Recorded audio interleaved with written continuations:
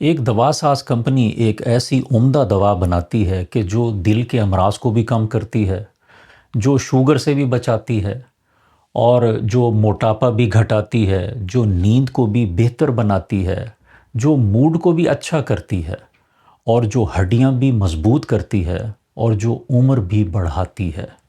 اور سب سے بڑی بات یہ کہ اس دوا کا کوئی بھی سائیڈ ایفیکٹ نہیں ہے۔ اب یہ دوا ساز کمپنی اس دوا کی مارکیٹ میں جو بھی قیمت رکھتی ہے تو اکثر لوگ اس دوا کو ہر قیمت پر حاصل کرنے کی کوشش کریں گے۔ لیکن ایک مسئلہ ہے کہ ایسی کوئی دوا ہے ہی نہیں۔ آج تک کوئی بھی دوا ساز کمپنی ایسی دوا نہیں بنا سکی کہ جس میں ہر مرض کے علاج کا کوئی نہ کوئی پہلو ہو اور اس کا پھر سائیڈ ایفیکٹ بھی کوئی نہ ہو۔ لیکن اللہ تعالیٰ نے یہ دوا نہ صرف بنائی ہے بلکہ ہم سب کو بالکل مفت عطا کی ہے، اور وہ دوا ہے چلنا، واکنگ۔ ہمارا جسم چلنے کے لیے ہی بنایا گیا ہے۔ ہمارے جو اینسیسٹرز تھے وہ کھیتوں میں، بازاروں میں، سفر میں اور شکار کے لیے چلا کرتے تھے۔ دن بھر کی ان کی ایکٹیویٹی کا بڑا حصہ چلنا ہی تھا، لیکن ہم نے چلنا چھوڑ دیا۔ اب ہم گاڑی میں بیٹھ کر دفتر جاتے ہیں، دفتر میں سارا دن بیٹھ کر کام کرتے ہیں، پھر اس کے بعد گاڑی میں ہی گھر واپس آتے ہیں اور گھر آ کر اکثر صوفے پر بیٹھ کر ٹیلی ویژن دیکھتے ہیں یا انٹرنیٹ سرفنگ کرتے ہیں، اور پھر ٹی وی دیکھنے کے بعد یا شام کا جو وقت بیٹھے بیٹھے گزارنے کے بعد پھر ہم جا کر سو جاتے ہیں۔ یہ ہے آج کل کا نارمل ماڈرن طرز زندگی، اور اس طرز زندگی کو ماہرین کہتے ہیں 21ویں صدی کی بیماری، اور اسے نئی تمباکو نوشی بھی کہا جاتا ہے۔ تمباکو نوشی کے نقصانات ہم سب جانتے ہیں، لیکن جو لوگ تمباکو نوشی نہیں کرتے اور وہ سمجھتے ہیں کہ وہ تمباکو نوشی کے تمام مسائل اور تمام اس کی خرابیوں سے بچے ہوئے ہیں، لیکن اپنا طرز زندگی ایسا ہی رکھتے ہیں کہ جس میں چلنا بہت کم ہوتا ہے، جسے سیڈنٹری لائف سٹائل کہا جاتا ہے، تو بنیادی طور پر وہ ایک نئے طرز کی تمباکو نوشی ہی کر رہے ہوتے ہیں۔ ورلڈ ہیلتھ آرگنائزیشن کی ایک رپورٹ کے مطابق جو لوگ کافی جسمانی سرگرمی نہیں کرتے ان میں اچانک موت کا خطرہ زیادہ متحرک لوگوں کے مقابلے میں 20 سے 30% تک زیادہ ہوتا ہے۔ جرنل آف پریونٹیو کارڈیالوجی میں شائع ایک تحقیق میں یہ دیکھا گیا، اور اس تحقیق میں 2,26,000 سے زائد افراد نے حصہ لیا۔ تو اس تحقیق میں دیکھا گیا کہ روزانہ صرف 500 اضافی قدم چلنے سے دل کی بیماری سے موت کا خطرہ تقریباً 7% کم ہو جاتا ہے، اور یہ ہر 500 اضافی قدم پر ہے۔ اگر ہم 1000 اضافی قدم چلیں تو 14% خطرہ کم ہو جاتا ہے۔ اگر ہم 2000 اضافی قدم چلیں تو 28% یہ خطرہ کم ہو جاتا ہے۔ اور اس تحقیق کے مطابق روزانہ 2000 قدم سے صحت کے مجموعی فائدے شروع ہو جاتے ہیں، جسے انسان پھر محسوس کرنا اور دیکھنا شروع کر دیتا ہے۔ اگرچہ زیادہ قدم چلنے سے زیادہ فائدے حاصل ہوتے ہیں، لیکن تقریباً 10 سے 11,000 قدم روزانہ تک صحت کے جو فائدے ہیں وہ تقریباً اپنی میکسیمم بلندی تک پہنچتے ہیں۔ اس سے زیادہ چلنے سے کچھ اور فائدے حاصل ہو سکتے ہیں، لیکن مجموعی فائدے پھر اس کے بعد کم ہوتے ہیں۔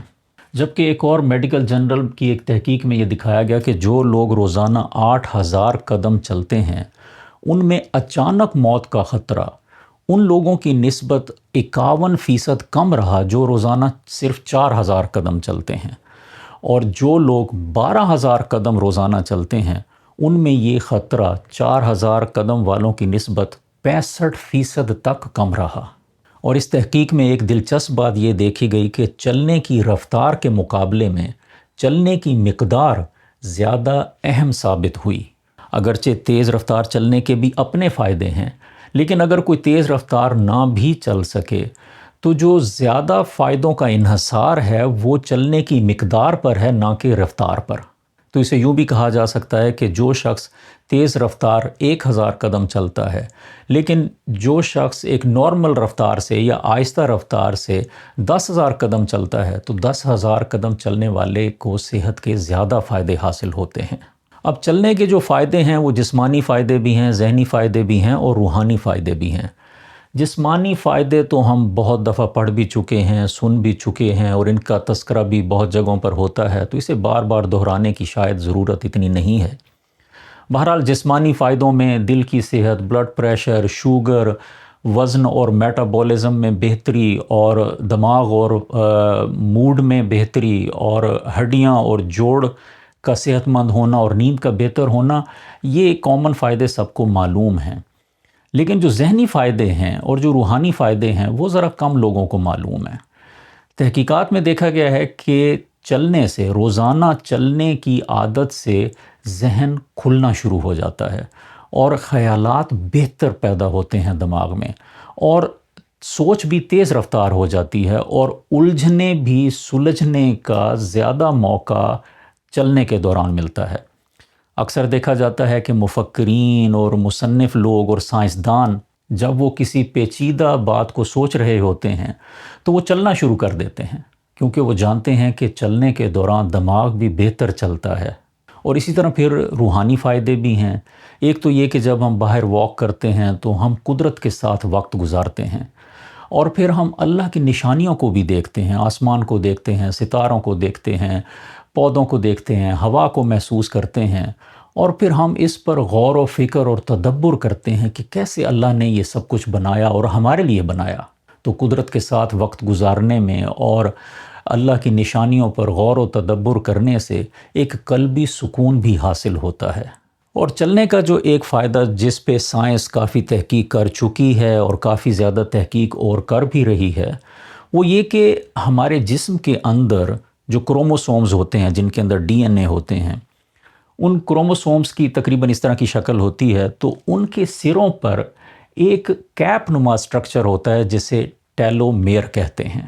اس کی تشبیہ اس طرح دی جاتی ہے کہ جیسے شوز کے لیسز ہوتے ہیں، جو جوتوں کے تسمے ہوتے ہیں، تو بعض تسموں کے سروں پر ایک کیپ سی لگی ہوتی ہے کہ جو تسموں کے دھاگوں کو بکھرنے سے بچاتی ہے۔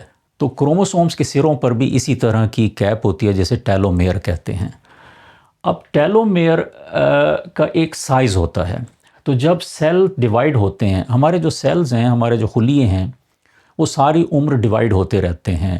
ایک خلیہ 2 میں تقسیم ہوتا ہے، پھر وہ 2 4 میں تقسیم ہوتے ہیں، اور یہ پروسیس جاری رہتا ہے۔ پرانے خلیے مرتے رہتے ہیں اور نئے خلیے بنتے رہتے ہیں۔ لیکن اس پروسیس میں کیا ہوتا ہے کہ جب ایک خلیہ 2 میں تقسیم ہوتا ہے تو ٹیلومیر کا سائز پہلے سے تھوڑا سا چھوٹا رہ جاتا ہے، اور جب اور زیادہ ڈیوائیڈ ہوتے ہیں تو اس سے بھی پھر ٹیلومیر کا سائز اور چھوٹا ہو جاتا ہے، اور ہوتے ہوتے اس طرح ٹیلومیر کا سائز بہت چھوٹا رہ جاتا ہے۔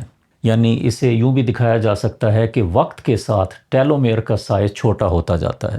لیکن یہاں پر ہمیں سائنسی تحقیق ایک بڑی دلچسپ بات بتاتی ہے کہ جو لوگ ایکٹیو رہتے ہیں، جو لوگ واک کرتے ہیں، جو لوگ فزیکل ایکٹیویٹی کرتے ہیں، تو ان میں کچھ ایسے عمل رونما ہوتے ہیں کہ جو ٹیلومیر کے سائز کو بڑھاتے رہتے ہیں۔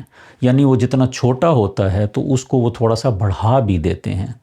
تو جتنا وہ چھوٹا ہوتا ہے ایک سیڈنٹری لائف سٹائل میں کہ جس میں ایکٹیویٹی نہیں ہوتی، اس میں ٹیلومیر کا سائز چھوٹا سے چھوٹا ہوتا جاتا ہے، لیکن جو لوگ واک کرتے ہیں ریگولرلی، ان میں ٹیلومیر کا سائز بہتر رہتا ہے، بڑا ہوتا رہتا ہے، مجموعی طور پر وہ اتنا گھٹتا نہیں ہے۔ اور ایسی بہت سی تحقیقات اب شائع ہو چکی ہیں کہ جو یہ بتاتی ہیں کہ روزانہ کی چہل قدمی ٹیلومیر کی لمبائی محفوظ رکھنے میں مدد دیتی ہے۔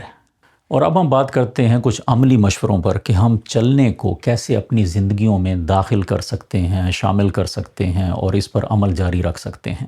تو ایک تو یہ ہے کہ تھوڑے سے شروع کریں۔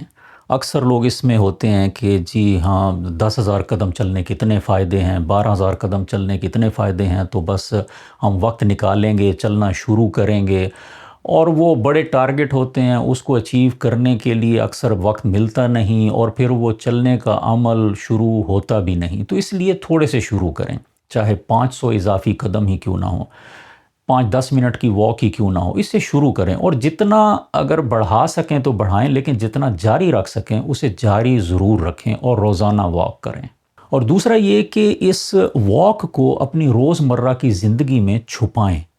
اب دیکھیں کہ ہم کہیں کسی بلڈنگ میں جاتے ہیں، وہاں پر آپشن ہے کہ وہاں پر سیڑھیاں بھی ہیں اور لفٹ بھی ہے، تو اگر ہم سیڑھیاں چڑھ سکتے ہیں تو ہم کوشش کریں کہ ہم لفٹ نہ استعمال کریں، ہم سیڑھیاں استعمال کریں۔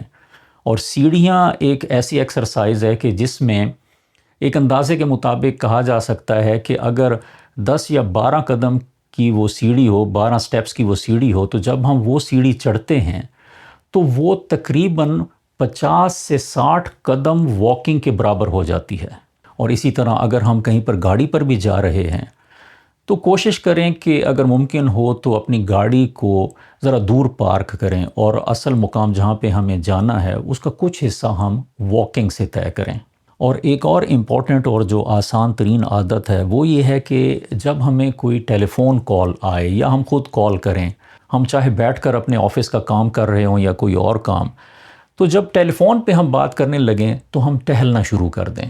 اور یہ عادت بنانا نہ صرف آسان ہے بلکہ ایک انٹرسٹنگ سا بھی ہے کہ جیسے ہی کوئی کال آئی اٹھ کر ٹہلنا شروع کیا، اور ٹہلنے کے دوران ذرا بات بھی اچھی ہوتی ہے، توجہ بھی صحیح رہتی ہے، وہ ڈسٹریکشن بھی کم ہوتی ہے، فون پہ بات بھی اچھی ہو جاتی ہے اور ساتھ واک بھی ہو جاتی ہے۔ اور اسی طرح ہم اکثر مسجد جاتے ہیں نماز پڑھنے کے لیے، تو وہ بھی کوشش کریں کہ اگر ممکن ہو تو پیدل ہی آیا جایا کریں وہاں پہ۔ اور تیسرا عملی مشورہ یہ ہے کہ ہم کھانے کے بعد کچھ نہ کچھ چلنے کی عادت بنائیں۔ اب دیکھیں کچھ لوگوں کو کھانے کے بعد میٹھے کی عادت ہوتی ہے، تو وہ ہمیشہ کوشش کرتے ہیں کہ وہ کھانے کے بعد وہ کچھ نہ کچھ میٹھا کھائیں، وہ اسے کھانے کا حصہ ہی بنا لیتے ہیں۔ تو اسی طرح اگر کھانے کے بعد چلنے کی عادت بنائی جائے کہ چلیں، اگر باقی اوقات میں زیادہ وقت نہ بھی مل سکے تو کھانے کے بعد اس واک کی عادت وہ ایسی اپنائی جائے کہ وہ کھانے کا حصہ لگے کہ چلیں کھانا کھا لیا اب تھوڑی سی واک کر لیں۔ تو اس سے نہ صرف واک ہوتی ہے بلکہ کھانے کو ہضم کرنے میں بھی مدد ملتی ہے۔ اور تیسرا عملی مشورہ یہ کہ واک کو خوشگوار بنائیں۔ ویسے تو اکیلا واک کرنا بھی ایک بڑا اچھا عمل ہے کہ انسان اس پہ نیچر پہ قدرت پہ غور کرتا ہے یا اپنی کوئی چیزیں سوچتا ہے، لیکن اگر کسی ساتھی کے ساتھ واک کی جائے، فیملی ممبر کے ساتھ کی جائے یا کسی دوست کے ساتھ کی جائے تو ایسی واک اور زیادہ خوشگوار بن جاتی ہے کہ باتوں میں اور ڈسکشنز میں واک آسان بھی ہو جاتی ہے اور زیادہ دیر تک بھی انسان اسے خوشگواری کے ساتھ وہ واک کر سکتا ہے۔ اور اگر ایسا نہ ہو تو ایک آپشن یہ بھی ہے کہ انسان اپنے ہیڈ فون بھی استعمال کر سکتا ہے، اگرچہ زیادہ ریکمینڈڈ نہیں ہے، واک جو ہے وہ نیچر کے ساتھ کرنی چاہیے، لیکن اگر آپ چاہیں تو کوئی ہیڈ فون پر کوئی ٹاک یا لیکچر یا کوئی بھی چیز اپنی پسندیدہ وہ سنتے ہوئے بھی آپ واک کر سکتے ہیں۔ تو جو بھی طریقہ اختیار کریں واک کو خوشگوار بنائیں۔ اور پانچواں اور سب سے اہم جو عملی مشورہ ہے وہ یہ کہ مستقل مزاجی شدت سے زیادہ اہم ہے۔ یہ ضروری نہیں کہ میں نے ہر صورت میں آج 10,000 12,000 سٹیپ چلنا ہی ہے۔ اگر نہیں چل سکتے تو کوئی بات نہیں، اتنا زیادہ نہ چلیں، لیکن تھوڑا بھی چلیں تو ضرور چلیں۔ تو اسے مستقل مزاجی سے کریں، روزانہ کریں، بلا ناغہ کریں، جتنا بھی کریں چاہے تھوڑا کریں لیکن اسے مستقل جاری رکھیں۔